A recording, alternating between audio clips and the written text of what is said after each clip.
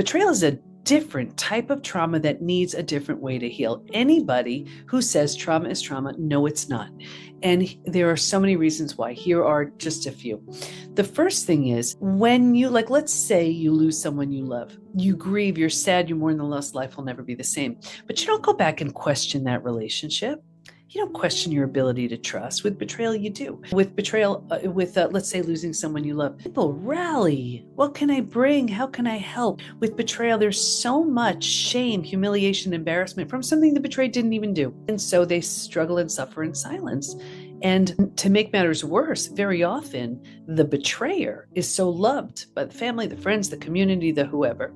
So the betrayed is covering for them. So here they've had one of the biggest traumas you can experience, one of the most painful of the human experiences, and they're still trying to act like it's a normal day. You've just experienced the biggest betrayal of your life, and no matter how hard you try or how much time has passed, you still feel stuck.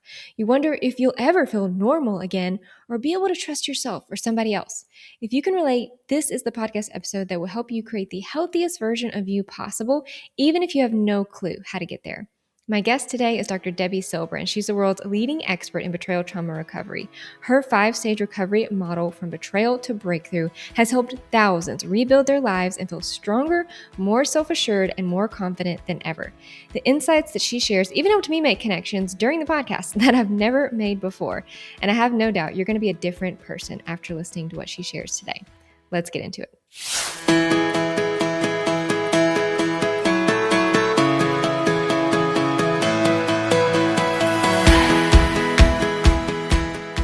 Dr. Debi, thank you so much for joining me today on the Restoring Resilience podcast. Thank you for having me. Absolutely. I am so excited to dive in with you. We were just talking about how I've already had you in my community, the Resilience Circle, for all my Rewired for Resilience members. They absolutely loved it. So I'm sure this conversation is going to be no different. So I want to start here, as I always like to do. We all always have a reason we get into work like this. And you in particular have dedicated your career to something that most people try to forget, which is the betrayals in their life and the betrayal trauma. So kind of walk us through that. Like, how did betrayal trauma recovery become the focus of your work? Yeah. You don't think I just like the topic? It's just such an uplifting thing to talk about. I know. I'm such a highly sensitive empath, and integrity is my highest value. And when I was betrayed, and twice from it was my family, and then it was my husband, and that was the deal breaker. And I just thought I have to do something with this. And so I went back for a PhD to study it, made 3 discoveries. We could talk about that. But I think the reason why I took it to the level that I did was it wasn't even enough for me to heal. The injustice felt so great and so enormous that the only way I could make peace with something like this, because I don't hurt anybody. Like I'm so aware of what I'm saying and doing and making sure I'm, not hurting someone. So it just felt like the only way I could really make peace with this, besides healing, of course, was to take everybody with me. That's beautiful. Oh, and spoken by a true empath. I mean, only an empath goes in thinking, how can I use this pain and turn it into something good, and bring other people healing too. So you briefly mentioned 3 discoveries through your PhD program. Talk us through what that was. Yeah. So the first one was, and here's the thing, I had no idea. I just wanted to heal. That was it. I had no idea these discoveries were happening. But the first one was betrayal is a different type of trauma that needs a different way to heal. Anybody who says trauma is trauma, no, it's not. And there are so many reasons why. Here are just a few. The first thing is when you, let's say you lose someone you love, you grieve, you're sad, you mourn the lost, life will never be the same. But you don't go back and question that relationship. You don't question your ability to trust. With betrayal, you do. With betrayal, let's say losing someone you love, people rally. What can I bring? How can I help? Right? With betrayal, there's so much shame, humiliation, embarrassment from something the betrayed didn't even do. And so they struggle and suffer in silence. And to make matters worse, very often the betrayer is so loved by the family, the friends, the community, the whoever. So the betrayed is covering for them. So here they've had one of the biggest traumas you can experience, one of the most painful of the human experiences. And they're still trying to act like it's a normal day. It is so different. Now, this is another big thing too that makes betrayal very different. When you lose someone you love, natural disaster, whatever the crisis is, the invitation is to rebuild your life without that person, without that, experience, whatever. With betrayal, what happens is not only is the invitation to rebuild your life, you need to rebuild the self because there's rejection, abandonment, belonging, confidence, worthiness, trust destroyed, and they all have to be rebuilt. Now, what a lot of people do is they try to rebuild their lives and they don't rebuild the self, and that's one of the reasons why they don't heal. That was the first discovery. So powerful. I'm taking notes as you're sharing just how betrayal trauma is different. And I'm so glad that you mentioned that because absolutely all trauma is not the same. And Mhm. betrayal trauma in particular is so unique because it happens when somebody that you should be able to rely on for support, safety, that you should be able to trust Yeah. betrays you. And that can happen in many different ways, like Mhm. lying, consistently disregarding your needs, obviously affairs, cheating, those kinds of big things come to mind. But somebody who just consistently should be there for you, you should be able to count on, you should be able to rely on, they're not there. And that is destructive to your sense of self and your worldview, which is what you're talking about. It's not just how do I move past this and how do I then move on? You are a fundamentally different person after Mhm. betrayal trauma. So Yeah. you have to rebuild yourself. Absolutely. And I think what I see so often is there's such a shattering of the self and the confidence and all of it. And then here's let's say a narcissist, just the relationship quote unquote works when that person is off kilter. So if they feel less than unworthy and deserving, unlovable, whatever, then think about how this dynamic plays out. And then what happens is the person who gets betrayed, they have such a shattering of every aspect of the self, and it feels so insurmountable to rebuild all of that, especially when they're hearing all the time that they're not all these things. So they have to combat that, and without any belief from maybe anybody else other than themselves, which could be really weak at that point. Right. And like you Mhm. said, betrayal trauma often means a loss of support from other people. Whereas with other traumas, like, or other losses, somebody passes away, you get in a car wreck, these other kind of traumas, we just as a society kind of have a way of knowing, like, I'm going to bring you a meal. When somebody passes Yeah. away, I'm going to call, I'm going to send you flowers. What do you do when somebody's husband or wife cheats on them? It's such a tricky situation too, because so often people take sides. Yeah. you know they Yeah. don't, or they don't know what to say and they say nothing, so there's that support, you don't even have it. People are coming from their lens, like let's say it's a married couple and in-laws, and the in-laws want to make sure everything's okay with the two of you, so they'll minimize it, or Yes. they'll just just try to make it like it's not as big of a thing, whatever it is. And so it's coming from it's the other person's lens, and people just can also say the most hurtful things intentionally or unintentionally. I'll never forget, I had a friend, and it's so crazy. She said, Debbie, yeah, I'm so glad I'm not you. Like, what? What? Yeah. Like What? that was supposed to be supportive, so people don't know what to say. But I will tell you, after my own experiences with betrayal, after disease, after losing loved ones, what I have come to know is that I would so much rather, and everybody, take this for what it's worth, but this absolutely is my way of going through something and dealing with other people now after my own experiences. I would so much rather say to somebody, I don't have a clue of what to say to you or what you need, but I am here. Yeah. Instead of saying something that, is just going to fall the wrong way, land the wrong way, or not saying anything at all. But when you say something like that, you don't have to have the words, but you're letting somebody know your heart is with them during a really painful time. Yeah. That's beautiful. That's perfect. I think a lot of people struggle and think it's so big, I don't know what to say. So we just kind of like, freak out when somebody talks about the betrayal because Mhm. nobody knows how to respond to it. So a simple, I don't know what that's like. That is actually validating Yeah. because you're not trying to say, I know exactly what you're going through. Yeah. Even if you've been through the same situation, you do not know exactly what the other person is going through. So you might say, I might have an idea even, I've been through something similar, but you know what? Your experiences are your own, something that is validating to them. That's it. I don't know what to So say, but I'm here. That's it. exactly. Period. Yeah. So that first discovery you said is betrayal trauma is a different type of trauma. It's a different type of trauma. And one of the also another thing, and then we can move on to the second Yeah. one. One of the biggest aspects of is the shattering of trust. I mean, it's so huge. And again, well-meaning, well-intentioned coaches, counselors, whoever will say, you need to learn how to trust again. And yes, you do. But very often they'll say, start with a low stakes thing. Start with like a friend. Give them Mhm. something that isn't too earth shattering if they share that, secret or whatever. That is so often. Here's why. When we trust somebody, we have a system that we create to decide if someone is trustworthy. Like, let's say somebody says or does something 50, 100 times, whatever it is for us, we say, we decide, what, they passed my test or whatever it is, I can deem them trustworthy. So now they shatter that trust. As terrifying as that is, what's worse is this. We look at it and we say, uh-oh, my system that I've created is broken. I Mhm. can't trust myself. That was my system to keep me safe, to know who's trustworthy and who's not. And it's broken. It is fundamentally flawed. So how can I trust somebody else? That's not where we need to go. We need to rebuild that first. That's our Yeah. compass.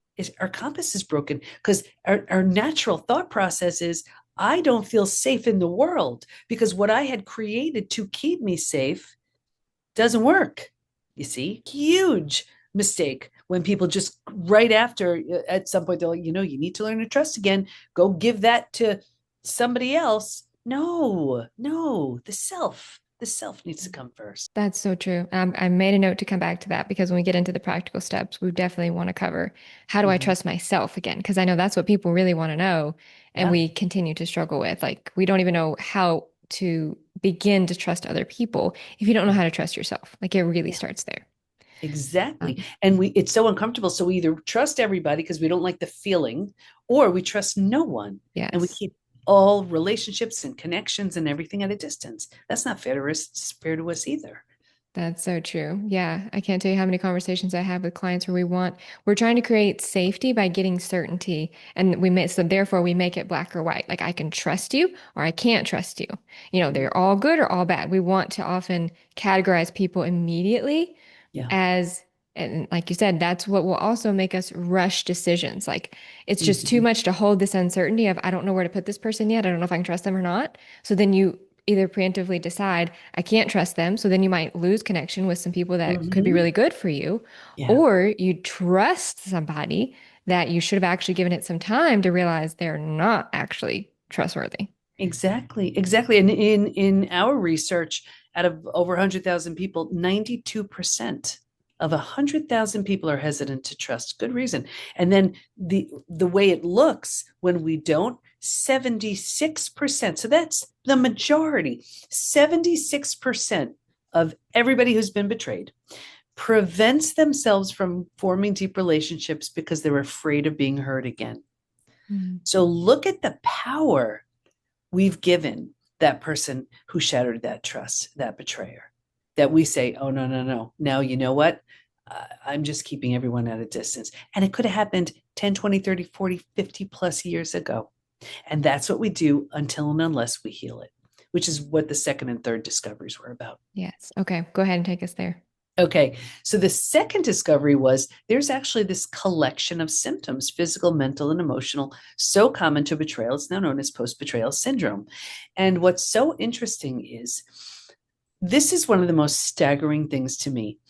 There's a question on the quiz that says, is there anything else you'd like to share? I can't even tell you how people say that, it happened 35 years ago, I'll never trust again. Happened 40 years ago, I can still feel the hate. uh 10 out of 10, 10 out of 10 on a scale of like, how badly do you want to heal? Level 10 from almost every single person. But what happens is they want to heal so desperately. It's not for lack of trying. And they think either time will heal it or a new relationship will heal it. That does not work with betrayal. And I have a saying, it's been in my 35-year career, it works, holds true for every topic. I have yet to find one it doesn't work for. Easy now, hard later. Hard now, easy later. Take your pick. It's going to be one of those two. When we are hoping time heals it or a new relationship heals it, that's easy now, hard later, because it doesn't work. Hard now, take that on, that confrontation, that difficult conversation, that change. Easy later. You're rewriting the script. That's so true. Yeah. So pick your hard. And what I also tell people too is you've already done hard things. You've been through the betrayal. You have been through the hardest, most earth-shattering thing that you probably didn't even know existed and never imagined would happen. Like, Yeah. especially with my audience, they're often dealing with narcissistic relationships. Mhm. You did not expect your parent, your mom, your dad, your partner, your adult child, your best friend were going to betray you or were betraying you for years or decades and were never the person you thought they were. That is the most earth-shattering thing and disorienting thing. You've already been through that. You've already made that discovery, or you are perhaps in the process of discovering it. You can do hard things. You can get through hard things. But now let's make sure that the hard thing that you're getting through is ultimately going to benefit you. Like it's for your healing. It's not going to keep you stuck. Absolutely. And you just walked me into the third discovery, which is the predictable way to get through it. Happy to share some stats of post betrayal Yes. syndrome, or we can move along. You tell me. I'll go whichever. Well, I know you just released the state of betrayal report. So tell us a little bit about what that is, the biggest findings, what most surprised you. Yeah. It was so interesting to see this from so many perspectives, from a health perspective, from a business perspective, from a just a relationship perspective.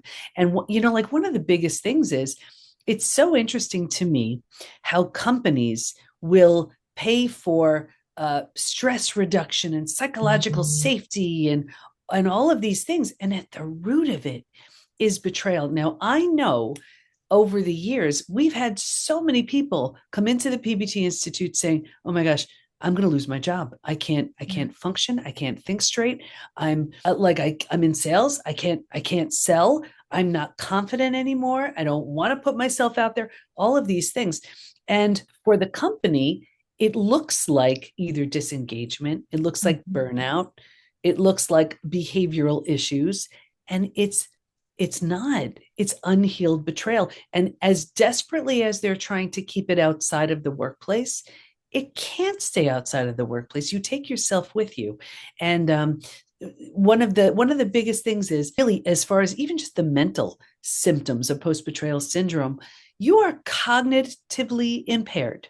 Yeah. And here you are, trying to get through your workday. And the thing with that was so interesting about the report is, and it showed over and over again, you're not having physical, mental, and emotional symptoms like one and then another and whatever. They're happening at the same time. Mhm. So let's say you're exhausted and you have a gut issue and you can't think straight and you're anxious, and it's all happening at the same time. And you're trying to have a relationship or get through your workday or raise your kids or take care of elderly parents, whatever you have going on.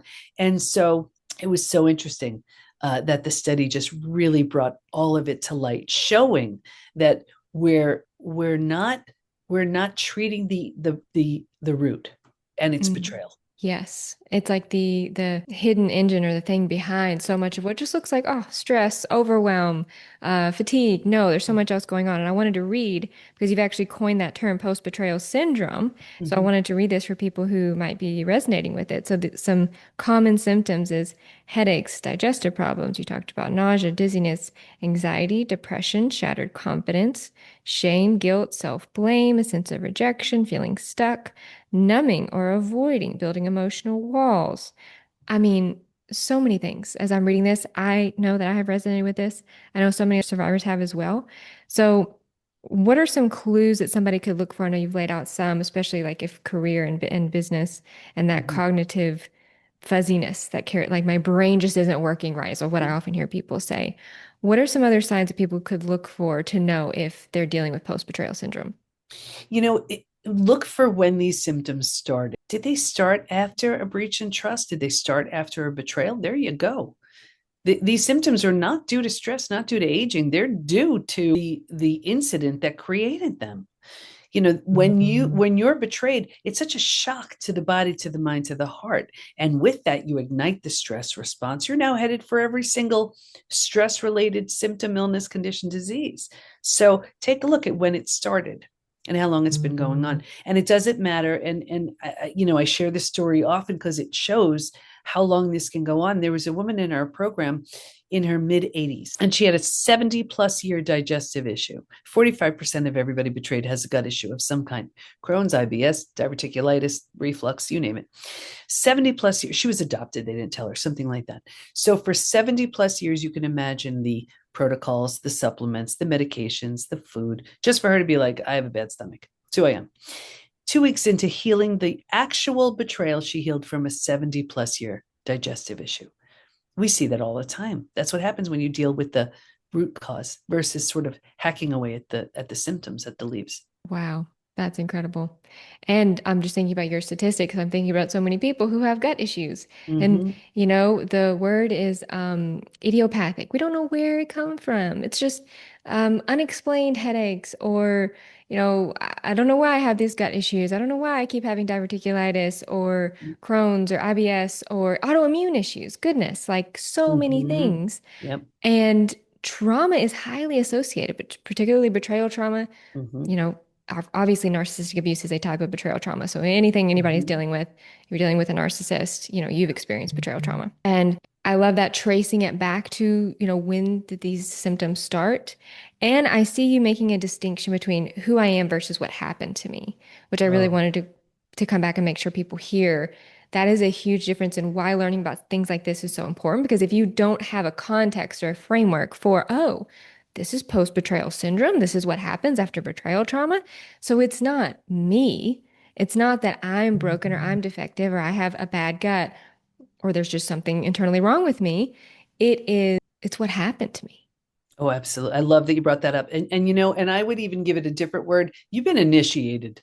You really have been. Mm. And you want to look at it and say, I've had one of the most painful things happen that it can happen to a human being.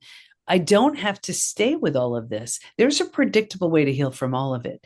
And you owe it to yourself to experience the version of you waiting on the other side. Because all you get from having from staying where you are symptoms of post-betrayal syndrome, repeat betrayals, feeling miserable, because if nothing changes, nothing changes, and that's unfortunately what most people do. They just try to recover enough to get through their day. Classic stage 3 out of the 5 stages of betrayal recovery. Happy to share more about that. Yeah. Yeah. Go ahead and tell us about that, because that's really powerful too. Okay. So this was the third discovery, and it was the most exciting for me anyway. And what we learned was, while we can stay stuck for years, decades, a lifetime, and most people do, if we're going to fully heal, we're going to move through 5 proven predictable stages. And what's even more exciting about that is we know what happens physically, mentally, and emotionally at every stage. And we know what we need to do in order to move from one stage to the next. Healing's entirely predictable, and happy to share the stages or whatever you want. Yeah, I want to get there. But before we do, I want to go back to something that you said earlier, is that, a lot of people think time will heal this. Mhm. I just need to get away from this. I just need to get back to being me. Like I hear that a lot. I just need to get back to, I just need to kind of get over this, move on. And unfortunately, that's often the advice we're getting from other people too. Like, you just need to forget about that relationship, or you're out of it now. Or you know what? Now, like that betrayal, or now you know like what happened in the relationship. So now you can just move on. Maybe you can just, like you talked about with perhaps a betrayal where the in-laws are like, well, how can you guys just move on from this? Like, let's just get back to normal. And we think that too. I just need to get back to normal, like get back to myself. But that's kind of going with this idea of like, well, time will heal it. I'll get over it. Why doesn't time heal it? It doesn't, because nothing has really changed. And here's the thing, getting back to the old you doesn't exist anymore. The opportunity is, while there's no version of you, you've been cracked wide open. So you could do all you can humanly possible to patch up those pieces, or intentionally and deliberately create a version of you that would never have had the opportunity to be created and the experience not happen. That's trauma well served. Can I share a little quick analogy? You'll see it. Yes, Okay. please. So I talk about this a lot. I talk about this in my TEDx, Do You Have Post Betrayal Syndrome? And I talk about the house. And here's the difference between resilience and transformation. You need resilience for your everyday. That's restoring, that's bringing back. It's really helpful. But betrayal, trauma, and transformation is a whole different thing. So let's say there's an old house, and the old house all beaten up and it needs a bunch of things, and it needs, let's say, a new roof. You get a roof. That would be resilience. You're restoring it. Or let's say it needs a new paint job. You paint. That's resilience. You're restoring it, bringing it back to what it was, right? Here's betrayal, trauma, and transformation. A tornado comes by and levels that house. Your new roof's not fixing it, and your paint job's not fixing it, and nothing's going to fix it. Now, you really do have every right to stand there at the lot where your house once stood and say, this is the worst thing that's ever happened. You'd be right. And you can call over everybody you know and say, isn't this the most terrible thing you've ever seen? Everybody would agree. And you don't have to do one thing. However, if you decide to rebuild, again, you don't have to. There's nothing there. Why would you rebuild the same thing? Why not make it better and more beautiful? That's the opportunity. And that's the opportunity that is so often missed. I love that analogy. I might have to use that going forward. That's a wonderful analogy because you're right. Like, and how crazy to think, oh, I'm just going to rebuild what's here. I'm just going to take these broken pieces of wood and like try to, have some shingles and put my roof back. Like, it's gone. Like, you can't go back. You're right. You were fundamentally changed after betrayal. It also reminds me of the, I believe it's Japanese art of kintsugi. Have you heard of this? Where broken Yes. pottery and you put it back together with gold and it's even more beautiful. I talk about that in my book too. Like that's really what we're doing. You Beautiful. Yeah. can't rebuild, like you can't go back, but you can put yourself back together intentionally. And I think stronger and more beautifully than before. That's the opportunity, and that's what's truly waiting for you. But you have to be willing to have the old version crash and burn, which the betrayal helped create. So the old you, the old collective you, whatever. But the opportunity then is, okay, there's this rubble all over. What do I do with this? You don't want to put it back the same way. And I'm not saying you weren't wonderful beforehand. You take all the parts you love. Were you kind? Were you a great listener? Were you really thoughtful? Whatever about you like, that comes along. But the part of you that maybe didn't stand up for what you really wanted or what was important, or the part of you that settled, the part of you that gave in, whatever it was, that doesn't come along. And that's the hard now. Because when that question comes up, when that boundary gets crossed, whatever it is, that's the time to speak up. And it's hard because it's uncomfortable and everyone's going to look at you like, what's up with him or her? Never did that before. And while you're doing that, you're building a version of you that is very different, so strong, so healthy, so healed, so whole. And that's less likely. I'm not going to say that narcissistic people aren't going to keep being narcissists, predators are going to keep being predators, but I do think you're building a version of you that's less likely to be taken advantage of, less likely to be exploited because you're not going to make the same decisions. Whereas in the past, you might have ignored that gut feeling, given those 100-second chances because you felt too bad, like you'd feel too guilty or shameful to hold that boundary or walk away. But as you grow, you become a different you. You become a person who wouldn't tolerate what you used to tolerate. 1,000%. And the narcissists can sniff that out. Yeah, they do. Yeah. You're not Yeah. an easy target anymore because you're Yeah. you're just not an easy target. That's right. And I think a big part too, we have to heal and recognize is the shame. Like you mentioned earlier, how betrayal trauma comes with so much shame. And that's something different that too about betrayal trauma is, Yes. if you get in a car wreck, if you have PTSD from, um, you know, a natural disaster or something, I understand those are certainly unique and difficult challenges, but betrayal trauma carries a lot of shame with it. So tell us a little bit about why do you think we carry shame when we are betrayed by somebody else? Yeah. It's so unfortunate because here we are doing what we think is the right thing to do in a relationship, abiding by the spoken or unspoken rules. We get betrayed. And now here we are thinking, well, if I were thinner, prettier, wealthier, more period, more anything, this wouldn't have happened. That's so not true. That's so not true. And I'm going to say something. And if you have to say this a million times, it's worth it to yourself. Even though it happened to you, it's not about you. It's not about you. This has nothing to do with you.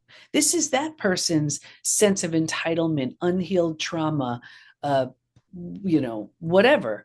And not excusing any of it for a second, but it has nothing to do with you. But we feel this shame and embarrassment. And first of all, now we're in a club we never chose to be in. We didn't want to be in this club, you know, but it's just one of those things. And that's why I say use it as an initiation where you're like, okay, I was hit so hard with this, and I'm not going to give the experience, that person, any more power than it already took from me. No, no, no, no, no. I'm going to use this as a launch pad for my transformation. I love that. It happened to you, but it's not about you. Mm-hmm. I really want people to hear that. And that takes us right into these 5 stages, because you said healing really does follow a predictable pattern. Walk us through those 5 stages. Yeah, this was the most exciting of the discoveries. So, real quickly, so stage 1, this is actually before it happens. And when you're in what you think is a healthy relationship, you're not scanning for betrayal. You're just living your life. You're in a relationship, like doing relationship things, but here's the thing, and this is very common. We intentionally or unintentionally turn down our intuition. Very common. And by unintentionally, I mean we're so busy, we have a lot going on, and the only way we can do it is kind of turn down the intuition so we could do more thinking and doing versus feeling and being. Right? Feeling and being takes a bit more time. So we turn that down so we could be almost machine-like and crank these things off our to-do list, right? Now, we can also intentionally turn down our intuition. And we do that because, let's say our intuition tells us something doesn't feel right. If we were to confront, let's say, that boss, that friend, that partner on what we feel, what our intuition is telling us, we may not have it. There's going to be a whole, avalanche, right? And we may decide that we don't have the mental, the emotional, the financial bandwidth to take that on. So we say things like, there's got to be a logical explanation. I'm sure I'm making this up. It can't be what I think it is. And that's our way of delaying what our intuition is telling us. And it's okay. There's no fault here. And there's nothing, you don't get angry at yourself for doing that. You made a decision that you, at this point, you just don't have the mental, emotional, whatever sort of bandwidth. And that's totally okay, But then stage 2, shock, trauma, D-Day, discovery day. This is the scariest of all of the stages. It's the breakdown of the body, the mind, the worldview. Now, right here, a lot of times we're ruminating. Ruminating is really important, where we go back and we're searching. And we're doing that for a really important reason. Remember when I said, when trust is shattered and we're like, oh, my compass is broken. Well, we're doing that to see what we missed, because we figure if we can figure out what we missed, we prevent it from happening again. Now, when we're doing that way too long, that's not ruminating, that's marinating. That's a whole different thing. But ruminating is really important in the beginning. We need that. Anyway, stage 2, the bottom has bottomed out on us and a new bottom hasn't been formed yet. It's terrifying. But what would we do if the bottom were to bottom out on us? We'd grab hold of anything or anyone in order to stay safe and stay alive. That's stage 3, survival instincts emerge. This is the most practical out of all of the stages. Here's the trap, though. This is the stage the majority of people get stuck in. And here's why. Because it feels so much better than the shock and trauma we just came from, we think it's good. And because we don't know there's anywhere else to go, we make this home, we plant roots here, and we're functioning again. We're able to take care of our kids. We're able to go back to work, but it's with a flatness. It's behind walls. It takes a lot of courage to be vulnerable again. It takes a lot of courage to trust again. And so we're like, you know what? I'm safe here. And this is where I stay. But here's the stage where we have all of the symptoms of post-betrayal syndrome. They do not go away because nothing has really changed, right? Very often, here's where someone who isn't highly skilled in betrayal, you could see a counselor, therapist, whoever, And you're going to feel heard and validated and understood. And it's actually crazy glue for stage 3. At stage 2, it's huge. It's very useful. Stage 3, it could be really, really damaging. We see Wow. this all the time Yeah. because if there's no, you're feeling, validated and you're feeling heard and you're feeling understood, but you're actually solidifying your spot in stage 3 without moving even incrementally towards the next stage. A big, big trap right here. I see it over and over again. If I tell you how many people came to the PBT Institute with, they said, therapy trauma, well-meaning, amazing therapists and coaches and counselors, but who didn't understand betrayal and unknowingly kept them very, very stuck for 10 years. I mean, more, and then because you're so unhappy in this stage, but you don't know there's anywhere else to go, right here, we start numbing, avoiding, distracting. So you use food, drugs, alcohol, work, TV, right? To just get you through your day. And you do it for a day, a week, a month. Now it's a habit, a year, 10 years, 20 years. And I can see someone 20 years later and say that drinking you're doing, that numbing, emotional eating, whatever, you think that has anything to do with your betrayal? They'd look at me like I had two heads. They'd say it happened 20 years ago. All they did was lock themselves in stage 3 and stay there. As I have to say, as you were saying this, I'm thinking back and I realized, so I had my first divorce. 6 months later, I met the next narcissist that I would end up married, and he had a whole vulnerable narcissist, sex addiction, ended up divorced from him. But I was in stage 3 when I met him because Mm-hmm. I started a business. I was like, I'm going to get my feet back under me. I'm going to be in control. I'm going to be safe. I'm never going to let somebody treat me like that again. But I had not healed. I had not made sense of what I had gone through. So enter next narcissist. So I just want to Yes. highlight that for people because what I am hearing is like warning signs. And I just really want people to hear if you think you're here, like you're in stage 3, you are still very much in danger. Yes. Get And into another relationship like that. I love that you brought that up. And that's exactly what happens. And this is what people are like, what is it? Is it me? Yes, yes, it is. Not in that it's your fault, Yeah. but you're in stage 3. You only have access to stage 3 people, stage 3 thoughts, stage 3 decisions. So people ask me all the time, can I date again? Should I stay? Should I go? You get yourself to stage 5 because then you're making decisions from a place of strength and clarity versus scarcity and fear. But the fear comes in, I don't want to be alone, I don't want to be, I don't like this feeling. So they keep repeating the same experience because easy now, they haven't done the work to change, hard later. And you're such a beautiful example of that. Someone who was in stage 3, you saw your stage 3 decisions, and now in such a different place. So Yeah. thank you for just being an example of what stage 3 looks like and what beyond looks like. Yeah. Well, hopefully. Tell us stage 4 and 5, and I'll tell you if I think I'm there. All right. So stage 4 is finding and adjusting to a new normal. So here's where you acknowledge I can't undo what happened, but I control what I do with it. Very forward moving. Who do I want to become? What am I ready for? What was I settling, for? What have I outgrown? What's next? It's exciting. It's growth, but here's something that a lot of people experience. Here's where if your friends weren't there for you, they're not coming along. That like a lame group that's keeping you stuck, you're done. That therapist who's just, you're regurgitating the same thing and not moving forward, you're done. And people say me all the time. Is it me? Yes, it is. You're creating a new version of you.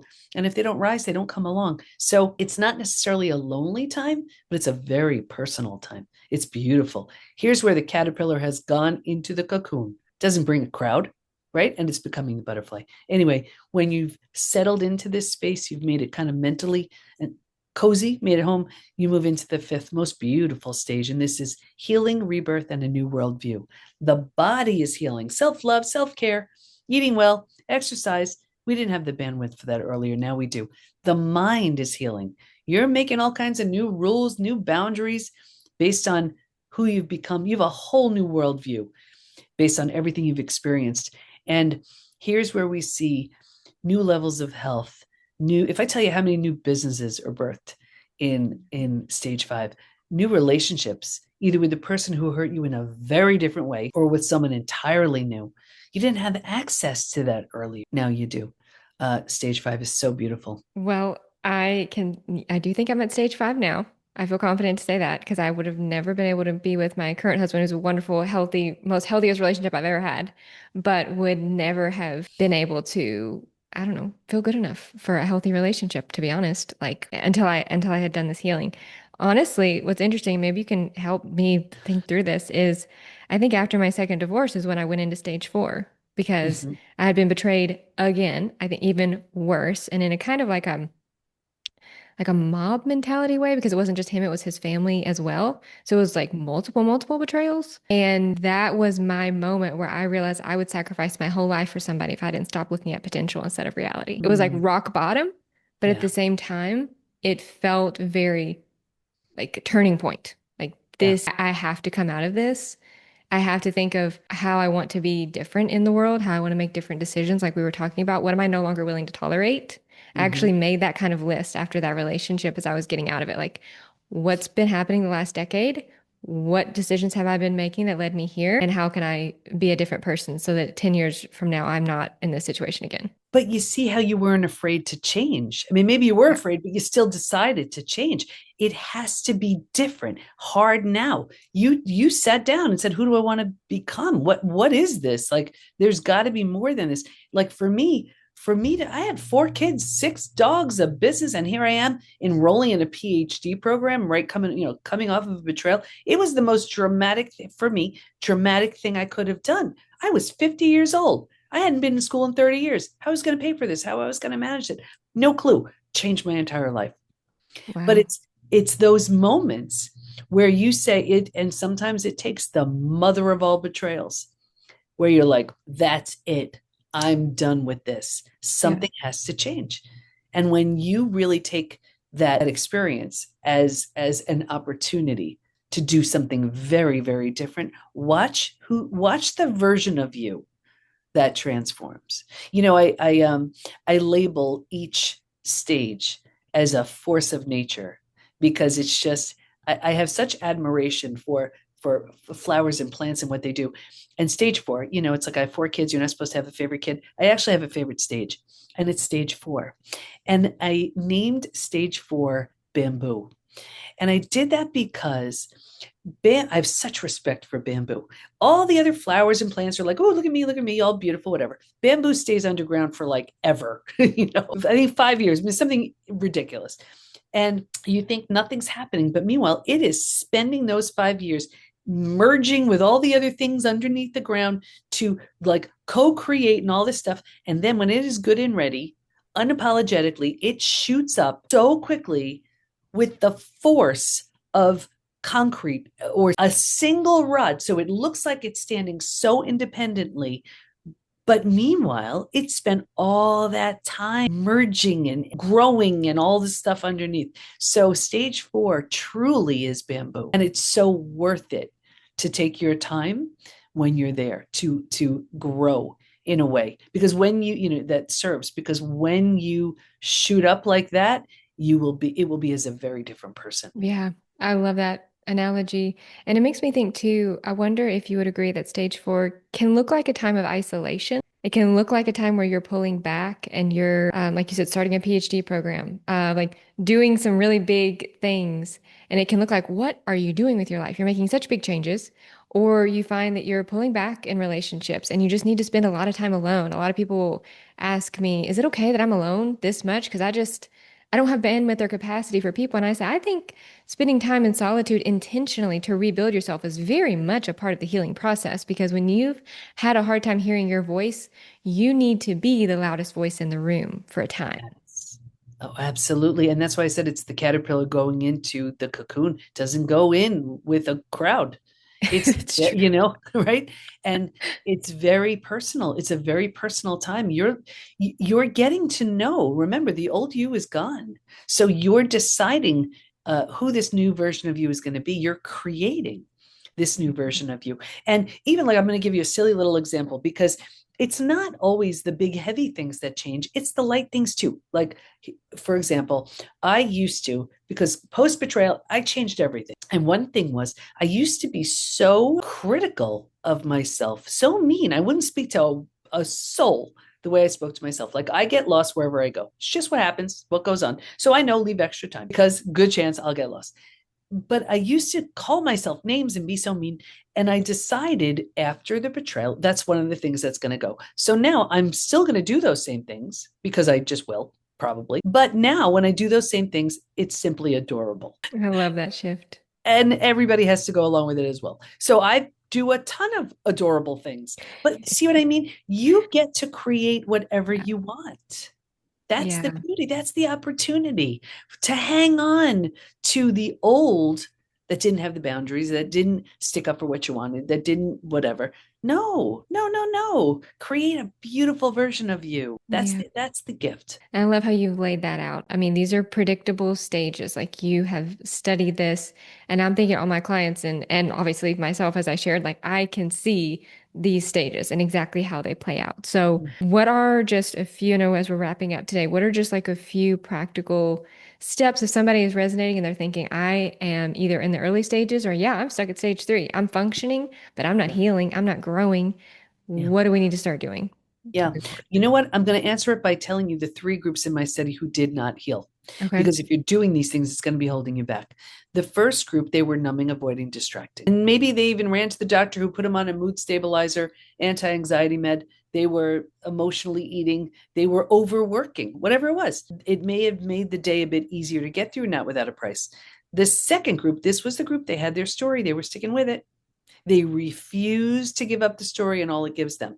So ask yourself, what's the benefit of keeping this alive? Because there is one. I don't have to face this. I don't have to deal with this. I don't have to change. I don't have to recreate my life, whatever. There's always a benefit.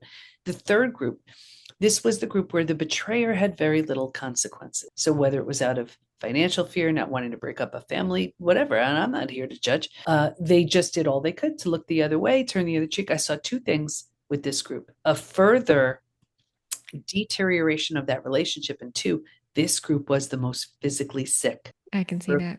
Yeah, your Yeah. broken heart can't handle that. So I would say take a look. If you're in one of those 3 groups, ask yourself why, see if you're ready to do something about it, work with Yeah. someone like you to help you through those things, because those are the reasons why we don't heal. Yes. Yeah. So if you find yourself doing that, numbing, avoiding, distracting, overworking, I heard you say, which I resonated with. I think that's what I was doing in my stage 3.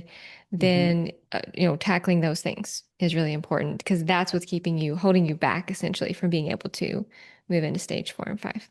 Absolutely. And there are 2 that are super sneaky, and it's overworking and over exercising, or Yeah. really taking your health so seriously because they're commended. It's like, oh, look at you. You're such a hard Right. worker. Oh, wow, look at you. And I remember I was working with a woman and she said, oh, Dr. Debbie, here's my, like, all I'm doing with my health and with my, fitness. And isn't that great? I'm like, it's great if that was your problem. That's not what you're Mm, here for, right? If we're using these things as a distraction, take note. Take note. It's keeping your healing at bay. yeah. This has been so helpful. So I always, in these conversations, asking what is one thing that somebody could do today to start restoring their resilience? Oh, just realize it's not them. It's not about them. Don't believe it for a second. I don't care how many people tell you it's you. Uh, don't believe it. Don't believe it. That's designed to keep you stuck. Yeah. You can't make somebody treat you a certain way. Honestly, you can't make somebody treat you well or not well. How they treat you is their choice. It is always on them because look at how much as survivors we put into still wanting to treat other people well. Even the people that have hurt us, like a lot of survivors are still like, I don't want to upset them. I don't want to hurt them. You're still thinking about them, even if they've hurt you, because that's who you are. Like you cannot make somebody do anything to you. So echoing absolutely, this is not about you. All right, Dr. Debbie, where can people find you, work with you, see your resources and all those things? Oh, thank you. Everything is at the PBT, is in Post Betrayal Transformation, the PBT Institute. Awesome. All right, we will link that in the show notes. Thank you so much again. Thank you. Thank you so much, Dr. Debbie, for helping us realize that the betrayals that happen truly are not our fault, and for empowering us with the belief that no matter how much time has passed, healing is possible. If this episode resonated with you, please like and subscribe to support the show. And as always, I want to remind you that no matter where you are on your healing journey, resilience can be restored, and we'll keep building it together. I'll see you in the next episode.